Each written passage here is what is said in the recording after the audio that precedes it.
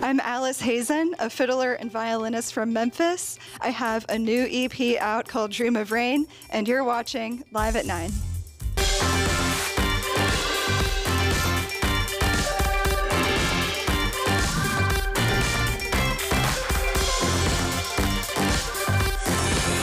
Well, good morning, and thank you for joining us on Live at 9 on this Friday, November 8th. I'm Corey Ventura in for Kanji Anthony. Along with your top news, weather with Todd Demers, and trending topics, here's a look at our guest lineup. So learn about the fight for Indigenous heritage with the Petawomack tribe member and author Laura Chilton, who shares her family's remarkable history. Great clips will discuss why they're offering free haircuts for veterans and active military members. And attention horror fans, Memphis MonsterCon takes center stage, and we'll talk to actor Tom Matthews, who will share what's in store at this first of its kind convention in the Bluff City. Plus, meet a eatery working to help kids stay warm right here in the Mid-South to get ready for the cooler temperatures. But first, be sure to record the show so you never miss an episode, and connect with us online at our website, liveat9.tv. That's also our handle on social media. Okay, so topping our news at 9, the Shelby County Mayor and Shelby County Sheriff need new or gently used menswear. On Saturday, they'll hold a Fit for Change men's clothing drive for the first clothes closet inside the Shelby County Jail. You are asked to drop off those donations at the Shelby County Office of Reentry on Mississippi Boulevard between 10 and noon. Officials hope to collect casual wear, footwear, new socks, and seasonal items like coats, hats, and gloves. Now, the clothes closet at 201 Poplar is expected to be up and running by next month. And an update to the news that we first told you here on Live at 9. On Monday, the mayor of West Memphis, Arkansas, surprised us with an announcement with another major development in the works. Mayor Marco McClendon and the city council have officially approved construction on the $10 million Tilden Rogers Park renovation. So the development will include several new baseball and softball fields with artificial turf and new dugouts, also new tennis, volleyball, and basketball courts. The mayor's office says there will also be new playgrounds, splash pads, enhanced fishing options, new concessions, and dog parks. Construction is set to begin in the next 2 weeks. Of course, that major announcement follows a vote to approve a 1-cent sales tax by West Memphis residents earlier this week. And, of course, last week's news of the massive travel center Buc-ee's plan to build a location in West Memphis. Well, today also marks a citywide day of screening for type 1 diabetes in Memphis. City Mayor Paul Young made that declaration last Friday in honor of National Diabetes Awareness Day. Type 1 diabetes, an incurable disease that impacts young and old, along with all races and gender. The day of screening is being spearheaded by Dr. Latif. During an interview with Live at 9 earlier this week, Dr. Latif explained that screening is a vital tool as researchers work to learn new ways to treat type 1 diabetes. As part of that day of screening in Memphis, at-home kits are now available. Visit amdiabetes.net to see a full list. In other health news, if you missed the early push to get your flu and COVID-19 vaccine, it is not too late. Health officials say it's important to get vaccinated ahead of the holidays, when respiratory bugs tend to spread. While virus numbers are not high right now in the U.S., experts say COVID-19 tends to jump around Thanksgiving and then peaks in January. That coincides, of course, with flu season, which tends to begin in November or December and peak in January, February. It takes the body about 2 weeks to build up immunity after either shot, meaning vaccination is needed before these viruses start spreading. Okay, so we are switching gears now. Fog settled across much of the Mid-South on this Friday morning, along with some cooler temperatures. Weather expert Todd Demers is tracking the latest on our condition and joins us now with the first look outside. Hey, Todd, I know we kind of had damp, foggy conditions, a little cool, but what's in store for the rest of the weekend? Well, we actually have some clearing in line for later this afternoon, and that's going to allow our temperatures to recover because you're right.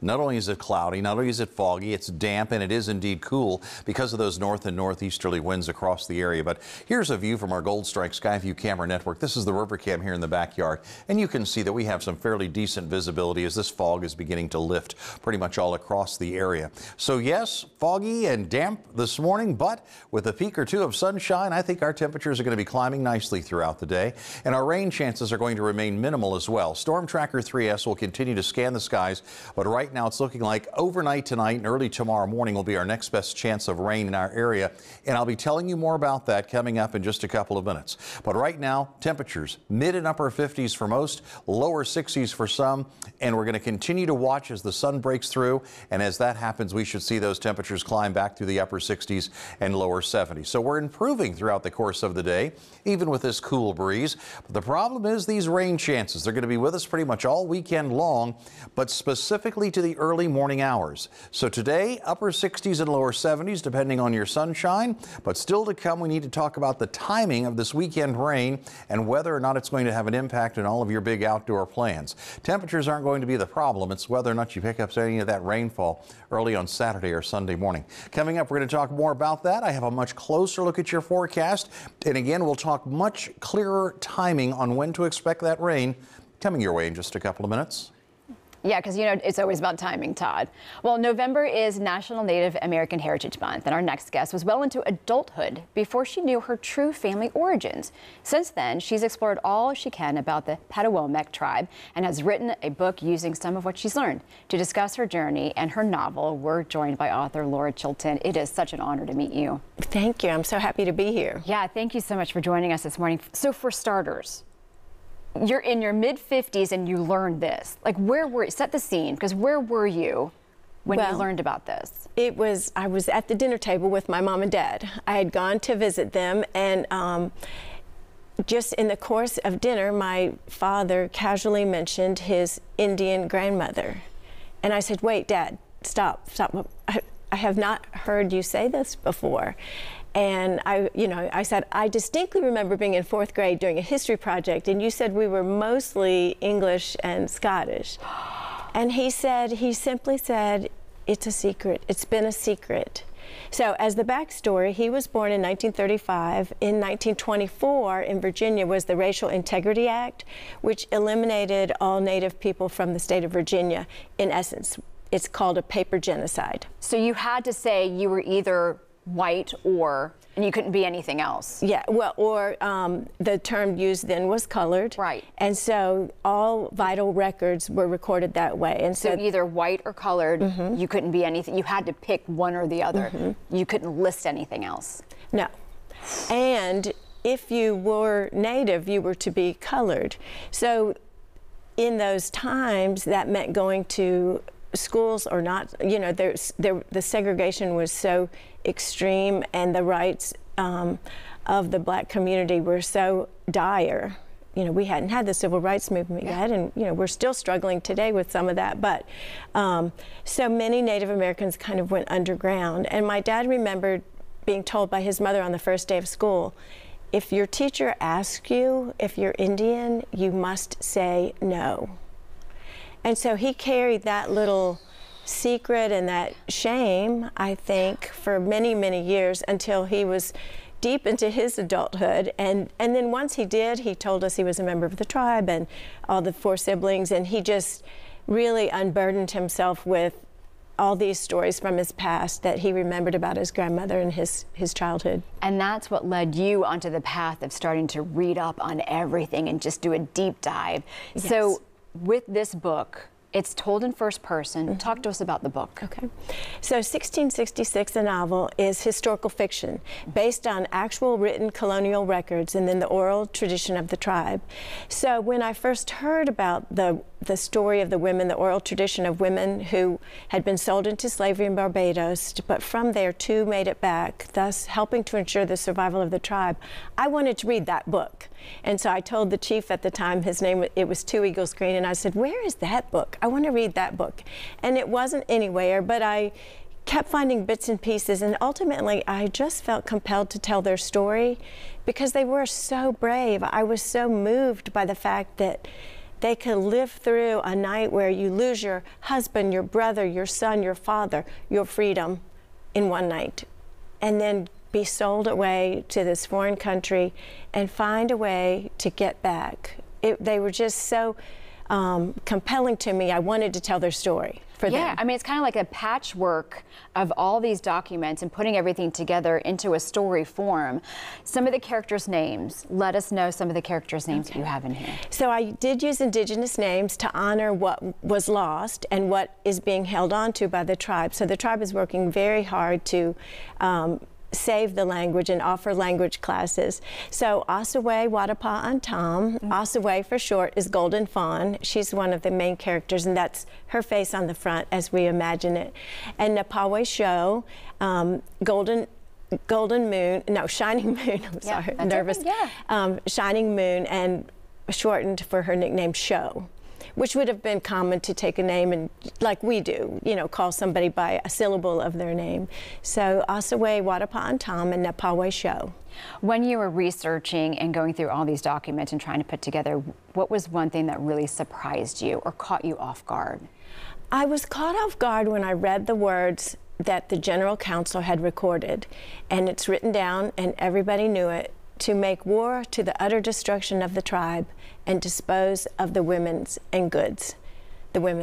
So that was so shocking to think that they felt so justified and so right with what they were doing that they wrote it down that they were going to destroy the tribe. Like they just basically created their own law.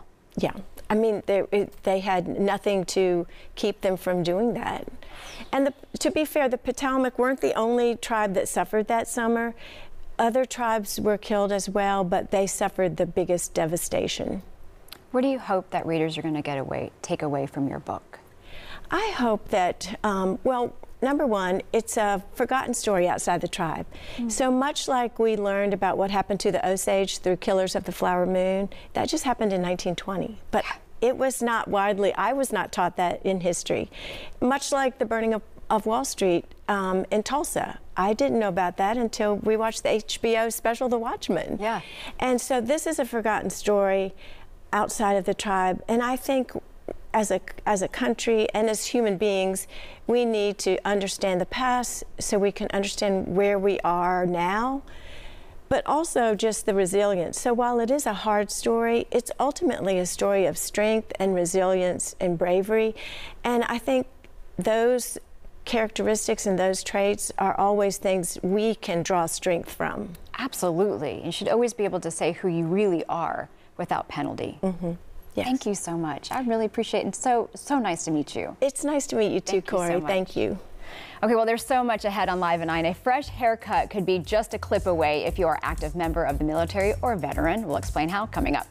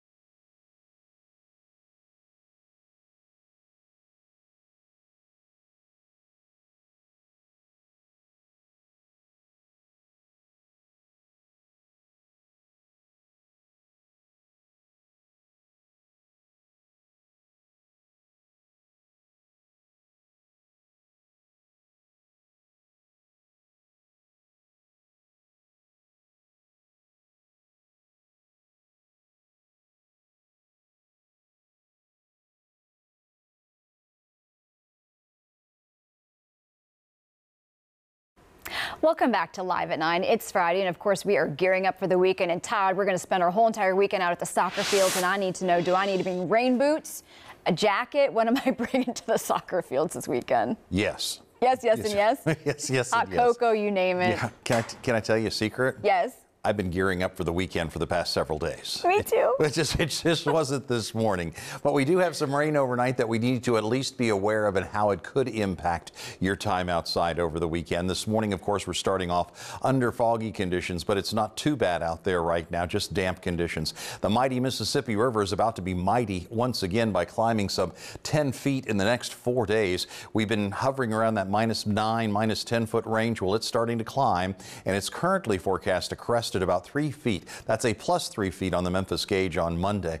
Across the Mid-South, Storm Tracker 3S is continuing to watch as these clouds are breaking up across the area. Not looking at rainfall, at least not for today. I'm looking for breaks in the clouds to help us with the temperatures to climb out of the upper 60s and lower 70s. Yesterday, we hit 69 for the high. We're going to be close to that again today. 65 and 45 are considered the norms, and sunset right about 5 o'clock this afternoon, meaning it gets dark by about 5:30. There is, I don't know if I want to say a chill in the air, but it is noticeably cooler, and you will feel it. You will notice it when you're out and about. 59 currently with winds out of the east and northeast, and throughout the day, you'll notice, one, we don't have much in the way of rain, but we do have a few breaks in these clouds across the area.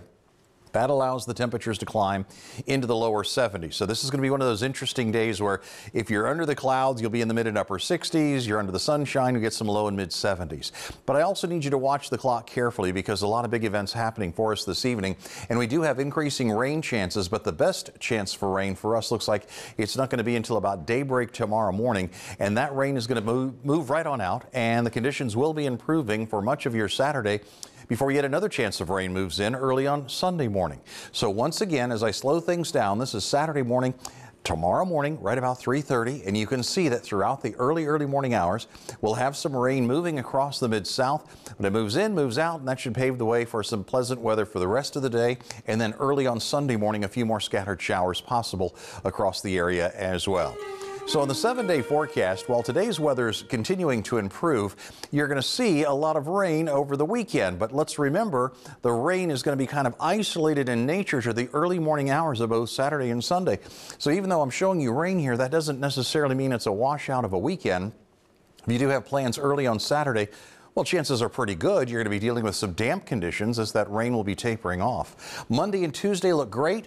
Another cold front on Wednesday, and another shot of some cooler air will be rolling into the Mid-South by later next week and into the weekend. So again, we'll stay tuned to News Channel 3 so we can keep you updated. Rain chances will be back starting as early as tomorrow morning. Live at 9 continues in just a moment.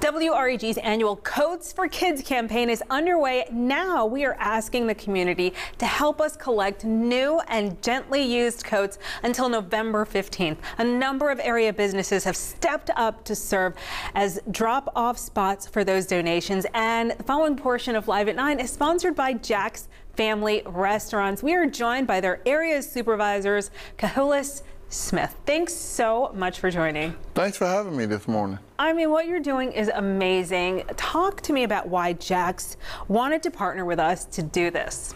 We just wanted to be a part of the greater Memphis area and just bring out great things for the young children and get coats because they need them. We need them for the winter time, and we always want to just make sure that the young people are taken care of because Jack's believes in family.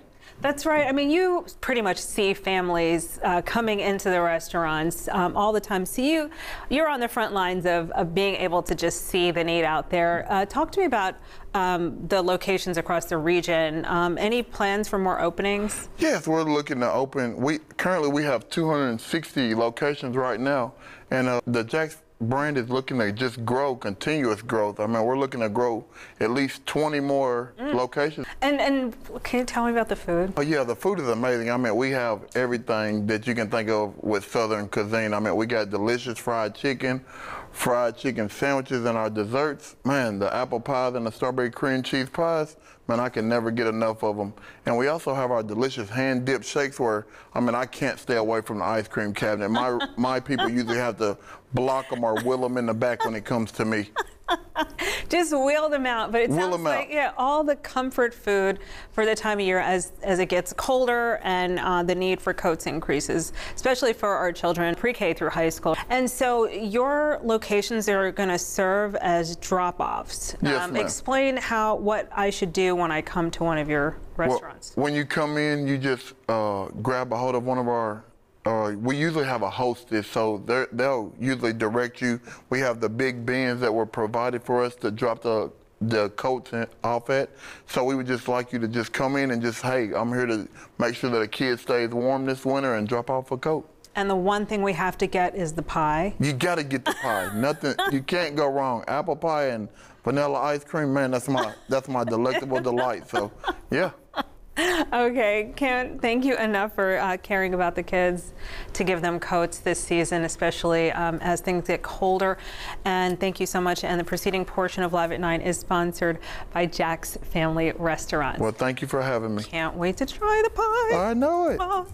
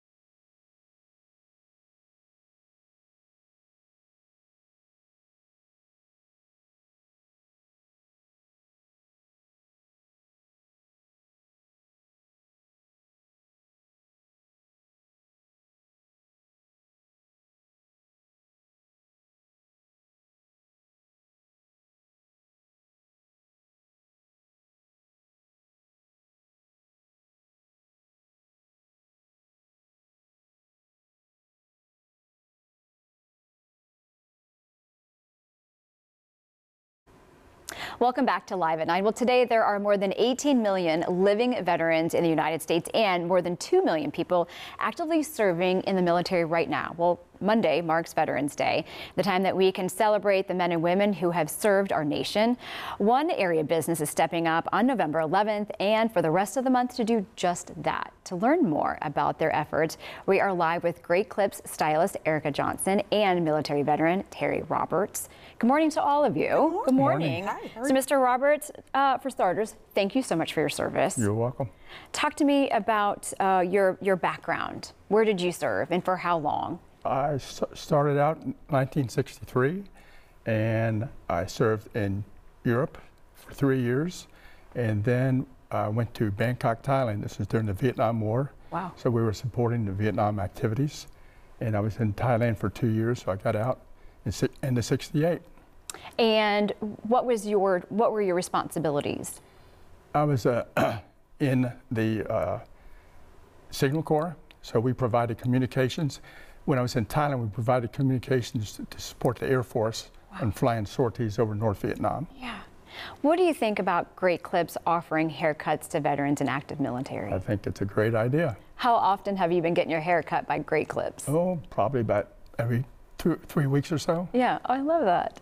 Well, Erica, talk to me about the Great Clips, and more so, why was it important that you guys offer this to veterans and active military? Yeah, so first of all, we just wanted to have an opportunity to thank the veterans for their service, and it's just a way to give back to the community and people who have served in the military. And now you guys have been doing this for 12 years, so Yes. I mean, what really kicked that off? Just a way to give back. That's what kicked it off. It's just like, okay, we have an opportunity with the service that we offer to do something special for other people, and that's where it came from. It's just like, let's do it. Yeah, I mean, and as a stylist, you know, when you look good, you feel good. You feel better. Right. You feel great. Yeah, you feel great. So when they come into the salon, what can they expect? So when they come into Great Clips, what they can expect is just warm, friendly welcome.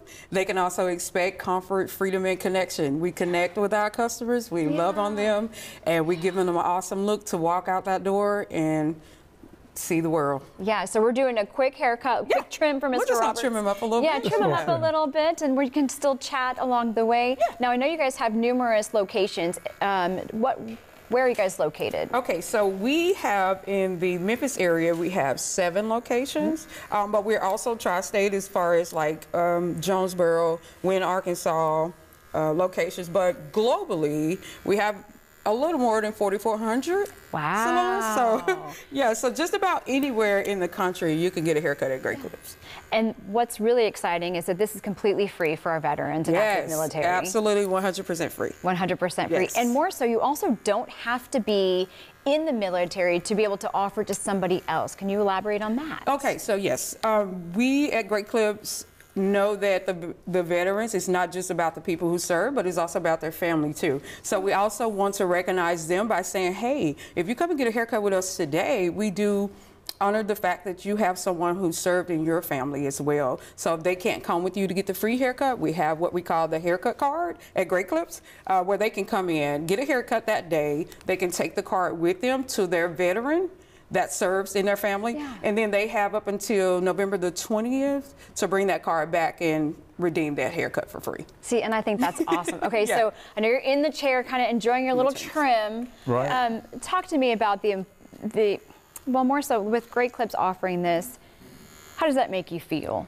Well, it makes me feel and appreciate it. Yeah, I mean, because serving for the country, I mean, you want to be able to be recognized along the way, even after you're out of the service. This is true, yes. Yes. Also, I want to ask, do you kind of share this information with other people as well? You're just like, hey, you can go get a free haircut. Yeah, sure. Anytime you find a barber, that's a good barber. Right. You like to recommend them to other people. Yeah, That's why you keep going back to the same place too. That's very, very important. Now, in addition to a quick trim, what other services do you guys provide? Okay, so at Great Clips, we specialize in hair cutting, but we also do offer shampoo. We also offer styling. So a lot of women don't know. They think, oh, it's for men, but no. We offer like women's haircuts with styling, flat iron, curling iron, blow dry, round brush, yeah. But the same thing for men too. They can also get And kids, so it's just for the whole family. Yeah. So we are family oriented for everybody. So we are just a salon for everybody. But yeah, we offer styling, shampoo, let's see, haircut and beard trims. So that's one of the biggest things too. Yeah. Most of the men come in and be like, I didn't know you did beard trim. So yeah, beard trim is one of our add-on services that is blowing up really big. Got the whole thing. Well, thank you guys so much, and thank you, Terry, again, for your you so service. much. Really You're appreciate welcome. it, and thank what you guys are doing for Great Clips. I really appreciate Yes, ma'am. Have what a you're doing wonderful for the community. Well, if you love a good scare, you're going to enjoy this next situation. Our next guest, well, he starred in several horror films and is in the Mid-South to talk monsters. Details on that coming up next.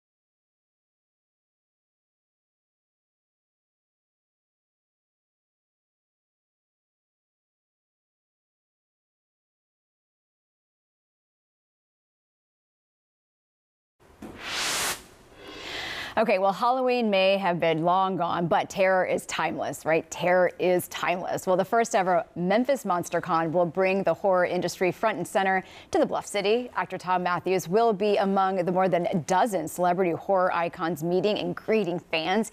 Of course, he's best known for the Return of the Living Dead and Friday the 13th and being part of over like 50 other features. He's joining us on the red couch this morning.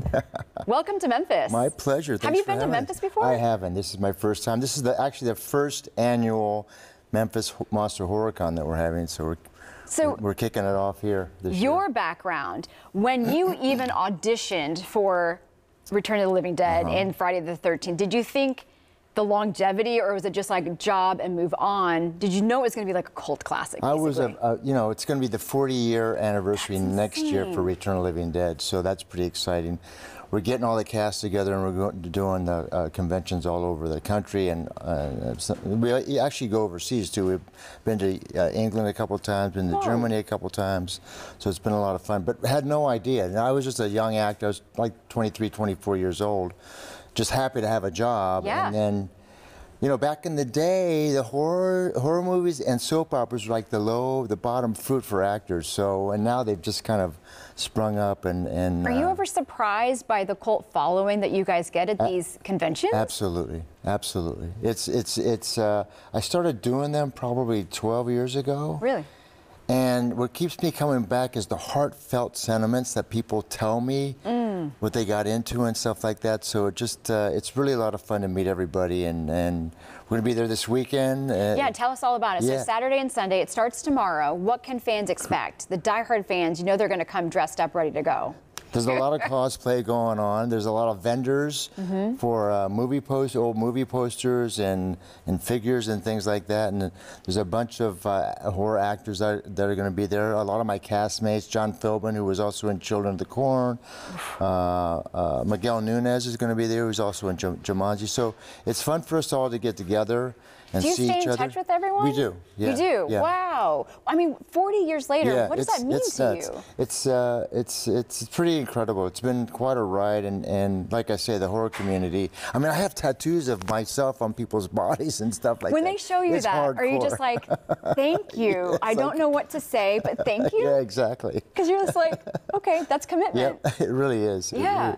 Okay, so Saturday, what can people expect? And then Sunday, because people can come see you specifically also, get their photos with you. That's right. I mean, so talk to me Saturday, what are we looking at? We walk. You come on in, and there's, like I said, a bunch of vendors there, and a bunch of different actors all in a row, and you can go up and say hi to them and your get a reunion. photograph. What time is your reunion? Because I think I've got like. Well, the door opens at 9:30 for VIPs and 10 o'clock for regular people. Okay. When you're going to these, and I know that you're there all day, but what do you look forward to when you go to these? I look forward to seeing the fans because they're. It's amazing how many people come out, and also to reunite with my castmates every year. It's been a lot of fun. What is on the agenda for you now? Because you don't live here, obviously. You live in LA. So what does your life look like now? In addition to doing these conventions and traveling with these, what are you doing? I'm still acting. I had a movie come out in last October, a Friday the 13th a film. It's called Never Hike Alone. We just finished Never Hike Alone 2, which is the one that came out. It's free for everybody. It's on YouTube. 5 million views. Yeah, so it's a big turnout. And I have a construction company, and I've always had a construction company. My father was in construction. My grandfather worked for the studios. So by osmosis, I learned how to do this stuff. And before I knew it, I was, now I have 12 employees and working on big houses. How about that? Yeah, I did the Osbournes when they were on MTV. Yep. Did their house back in the day, and we're still friends. And that's awesome. That's what gets me up in the morning. All right, so come out this weekend. So Sunday, you're going to be there as well, on Sunday? Be there Sunday as well. Come Saturday on out. Sunday. What people can expect is a fun time, a long day, but having so much fun and reconnecting with castmates. What a fantastic opportunity for a reunion. Yeah, it's at the Brickman Building over by the Liberty Bowl. I say the Liberty Bowl, like the Pipkin Building. Yeah, I always say the Liberty Bowl, but it's the Simmons Bank. Yeah, come out. We love to see everybody. You got it. Thank you so much. Thank you. Really appreciate it. Okay, well, just days after the election, see the unique joint effort to put differences aside in One State Plus, how one cafe is taking coffee to new heights. Tea with Todd is straight ahead. You don't want to miss it.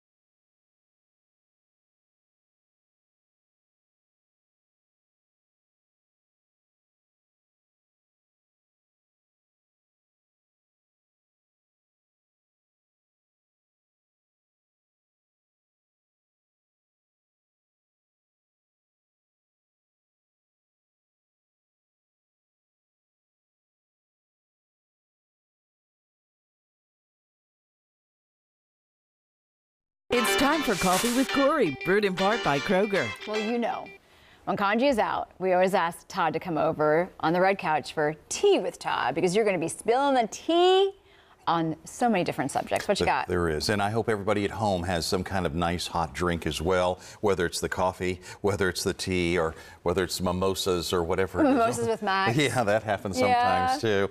Well, I have to tell you, reaction to Tuesday's elections have been, well, all over the place in the aftermath. But in Delaware, the candidates actually come together to bury the hatchet, literally. It's a state tradition that stems back to the late 18th century. Take a look. According to DelawareOnline.com, on what is called Return Day, Republicans, Democrats, and everyone in between drop the labels and the animosity, if only for a few hours. In Georgetown, officials hold a hatchet-throwing contest, and then there's a parade with some candidates riding side by side in sports cars or horse-drawn carriages. Then, after the certified election results are read, they all come together to actually bury a hatchet in sand from an area beach. And then it ends with food, of course. A feast of open pit barbecue beef sandwiches. I have a feeling that's what everybody comes for, actually. They probably come for the food and they go, we're going to put up with the rest of this nonsense until we can get to the food part over here. But burying the hatchet, I'm okay with that. Yeah, that is. Really am. That's kind of cool. It's a cool idea, especially this go around, because there are so many elevated tensions and feelings on both sides that it's going to take a while. Everybody just needs to take a deep breath. What does Taylor Swift say? You need to calm down. That's what it is. You're being too loud. South Carolina's Low Country on the lookout for some escapees this morning. Probably not the kind you're thinking, though. Local police chief there says there's almost no danger to the public after, you ready for this? 43 monkeys escaped from a compound earlier this week. And take a peek. Eyewitnesses have captured some video of those primates running around. Authorities say the caretaker in charge of the monkeys apparently failed to secure some doors, and they decided we're going for a walk. The Alpha Genesis facility says the animals have not been used in testing. They're too young to carry a disease. Crews are working to trap them with food, and the public has been told to, well, close their windows and doors and call 911 if they happen to see a monkey running around anywhere out there. I understand they're about the size of a cat. So it's like they're not huge, and it doesn't look like they're going to cause too much concern, like, oh my gosh. But do you think that the monkeys all got together and were like, hey, we're making a break for it. That's right. Follow me. Let's go. Shh. Let's go. We're out the door right now. Right. Yeah. Let's get out of here. I was seeing something earlier that's what happened. The caretaker, somebody left the door open, and they used this term. Other like, let's go. They used this term, monkey see, monkey do, and they apparently had saw the caretaker going in and out, and they said, we're going to give this a try and see what happens. So anyway, I'm sure they will be. Once they get hungry enough, they'll come back, right? There you go. Maybe. Coffee with a view taking on a whole new meaning with this next story. Stop what you're doing, take a look. I don't know about this. For around $56 visitors to a rural cafe, we're in southeastern China, by the way, can enjoy a hot beverage with a side of death-defying surroundings. And that's because once you get your drink, you'll sip it from a wooden bench about 229 feet above the ground. CNN reporting that visitors to that cliffside cafe have to climb down from 426-foot cliff. That's about 43 stories high along a route with metal rungs secured to the rock face. Thrill seekers have flocked to the spot since it opened on October 1st. By the way, that $56 package also includes insurance, safety gear rental, a drink, a coach to guide them, and what's being called a rather unique filming experience, because it looks like somebody brought their drone with them, right? Wouldn't your drink have not been hot by the time you got there anyway? So right. It's like, and it's also, is it coffee, or do you need something a little extra to have the courage to do that? I would think somebody's drinking Red Bull right about then, just to be going, okay, we're going to do this. That makes me a little nervous. That makes me a lot nervous. Okay, so we're not going to sign up for that. Yeah, they can, and we just saw the pictures, and that's good enough for me. Same. It looked like they were having a good time. You guys, you just charge on. You have a great time out there. We're going to drink our coffee and our tea right here on the set. Todd, thank you so much for joining me. I really appreciate it. You're welcome. Okay, well, we will be right back.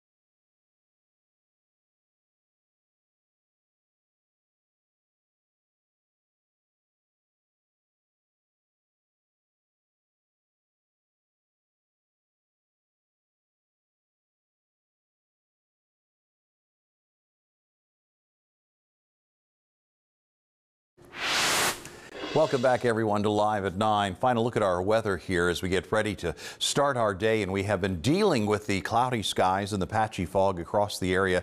The fog's been lifting a little bit. Visibility is getting a little bit better across the area, and Storm Tracker 3S is still not finding much in the way of precipitation. I'm looking for breaks in the clouds to help warm us up pretty much throughout the course of the day. So we've had the fog. Now we're looking at some clearing. We do have more rain chances ahead. I'm going to tell you about those in just a moment. Right now, though, it is what I'm going to call comfortably cool, if not seasonably cool. It's the middle of November, after all. We have north and northeasterly winds and temperature of 59 degrees. Throughout the course of the day, these temperatures will try to climb back through the upper 60s and in some cases the lower 70s. That will require a little bit of sunshine for that to happen. But watch the clock here, because overnight tonight and by early tomorrow morning, we have some rain returning to the area with a few scattered showers left over, but ending early tomorrow. And then most of tomorrow in the mid and upper 60s with another chance of rain overnight into early Sunday morning as well. I want to break this down a little bit for you, so please watch the clock with me if you will. I mentioned overnight tonight, early tomorrow morning. That's when this round of rain is going to be pushing across the area right about daybreak tomorrow, and then just a few stray showers through about midday. So I don't see tomorrow as a washout, but we will have a few stray showers to contend with early on in the day, and then once again on Sunday morning early as well. But then that rain moves out, skies clear, high pressure builds in, and delightful weather is going to be returning to the area as we make our way through Monday and Tuesday of next week. It's Friday night. We have not only high school, but we also have college football. Tigers are playing tonight at the Liberty Bowl, the Sims Bank Liberty Bowl. Temperatures will be dropping through the lower 60s and even the upper 50s with increasing clouds. But you'll remember I mentioned the rain chances really don't start picking up again until after midnight. So most of your evening should be just fine. Partly cloudy and cool for today. Then we have those rain chances for Saturday and Sunday morning, so don't let all of this rain scare you out of all of your weekend plans. That's mostly an early morning rainfall that we're looking at. And then as we head into next week, beautiful weather for Monday and Tuesday.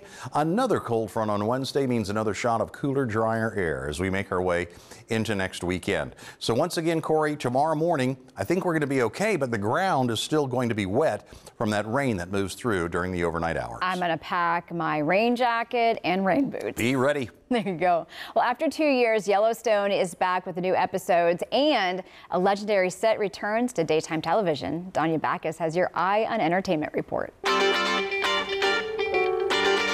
The Young and the Restless is bringing back its iconic Newman Ranch set ahead of its milestone 13,000th episode. 12 years after it was burned down, the stars who play Victor and Nikki Newman on the hit daytime drama got to see the remodeled set for the first time. This piano! I know how important it was to the fans to bring back the original Newman set, and I think you're just going to love it. I love it with all my heart. I was actually moved to tears because it was so long coming, you know. Viewers can see Victor and Nikki back home on today's episode of The Young and the Restless on CBS. CBS is celebrating family-oriented filmmaking at the 27th Annual Family Film and TV Awards. The ingredients for a family film, you have to laugh, you have to cry. Some sort of falling in love. Jerry Mathers, who played Beaver on Leave It to Beaver, receives the Icon Award during this year's show airing Saturday. Kevin Frazier of Entertainment Tonight and Amanda Klutz host the star-studded event. And excitement is building for part 2 of the 5th and final season of the Paramount series Yellowstone. And the show's stars are sharing some insight into what fans can expect as the Dutton family fights for survival. I loved it. I thought it was beautiful and profound and heartbreaking and also in ways very, happy. It just kind of got everything that you want in the final season of a show that you've loved for so long. CBS will air the Yellowstone Season 5 Part 2 premiere this Sunday, 2 hours after it debuts on Paramount Network. That's your Eye on Entertainment. Danya Backus, CBS News, Los Angeles. Would you consider? Well, thank you so much for joining us on Live at 9. Coming up Monday on our show, reaching back in the name of helping the elderly age gracefully. On this Veterans Day, learn how one local nonprofit helps those who have served in our military and beyond. And there's an ongoing drive to keep Mid-South kids warm during the winter months. Find out how you can help in that initiative. Plus, the beat goes on in the effort to rebuild the jazz scene right here in Memphis. We'll we'll explain how and have a live performance in our studio. And of course, we want to hear from you. Email your segment ideas to liveat9@wreg.com, and be sure to visit our website to catch up on what you have missed. Just go online to liveat9.tv. Thank you so much for hanging out with us. Have a wonderful weekend.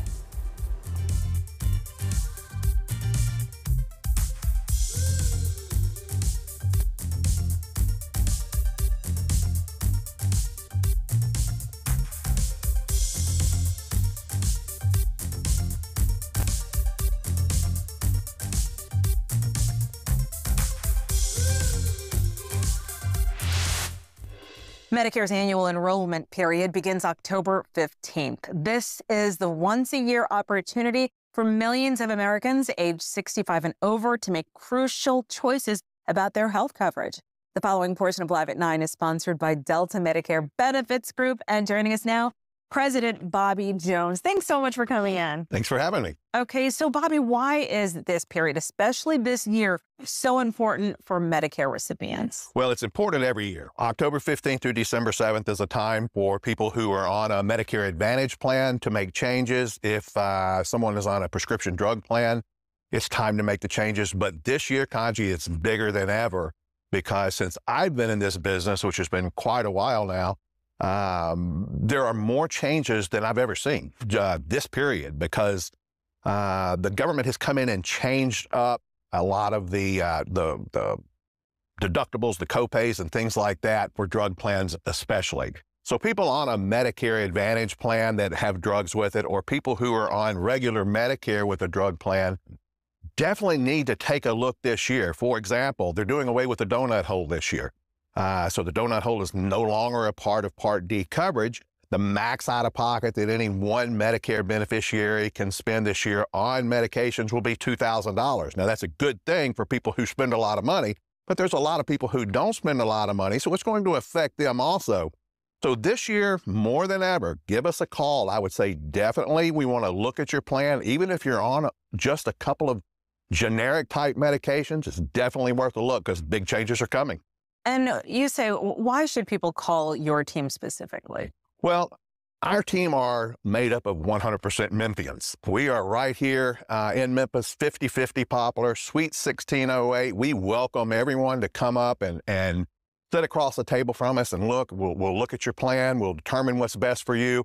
We do it on the phone as well, but we are Memphians. We're made up of all Memphis people. We know the Memphis plans. We know the Memphis market. So we want to make sure that our Memphians, our neighbors, are getting the best possible coverage. So the only way to do that is call. I would not trust an 800 number, somebody that you don't know, that you'll never see, to something as important as healthcare. Okay, and the best way to reach out, you are saying, is to get in touch by phone. By phone and set an appointment, right. And if you want to come up, we'd love to have you. And if you just want to take care of your business on the phone, we're glad to do that too. Oh, all the things, all the options. Thank you so much. Bobby Jones, everybody. And the preceding portion of Live at 9 is sponsored by Delta Medicare Benefits Group. One content segment during Live at 9 today was paid for by Delta Medicare Benefits Group.